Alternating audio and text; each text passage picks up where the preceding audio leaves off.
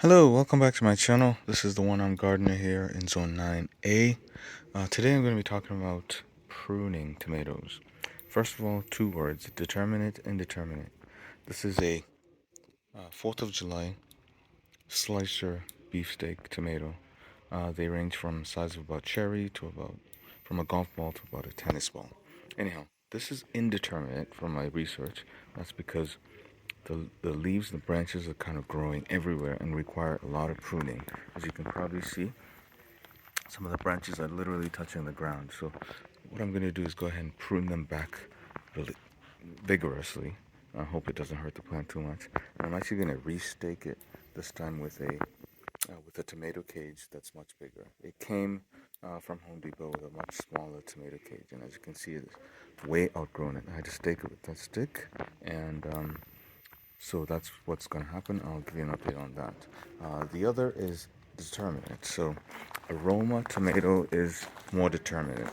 It tends to grow in more confined, sort of straight manner. And as you can see, only one of the branches is kind of going out of control. I'll trim that back as soon as those tomatoes, which are, by the way, experiencing blossom and rot, but that's a story for another day. As soon as those ones ripen, I'll remove them and I'll cut that branch back. Alright, so I'll get back to you in a few. Peace. So I've harvested as much as I could get a hold of, and as I remove the branches, I'm sure we'll be able to harvest some more and leave them on the branches to ripen and see how long it takes to ripen. So we've pruned it back as much as possible. There's a little bit more to do. Eventually remove that stake, remove the existing tomato cage that it came with, the small one, and then try and feed the large tomato cage through without doing too much damage. But at least the air will pass through now and it'll get some more breeze going through the plants. As you can see here are all the leaves, all the branches I removed. Some of them are ripe, the tomatoes, some are not, so we'll see how much they ripen. On top of these hedges here, these make for good potential compost material. And there's another set of leaves with tomatoes set to ripen. And I finally got the stake out.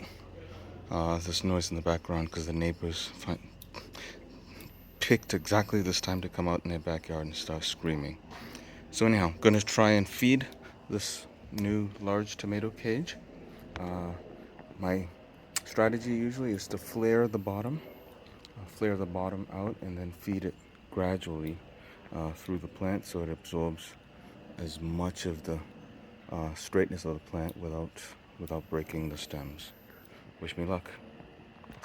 So this is not an easy thing to do, using mostly one arm, but I've successfully gotten the stakes just in the soil about an inch or so. Now I'm going to push down gradually, and as I do that, try to save as many of the branches as possible, feed them through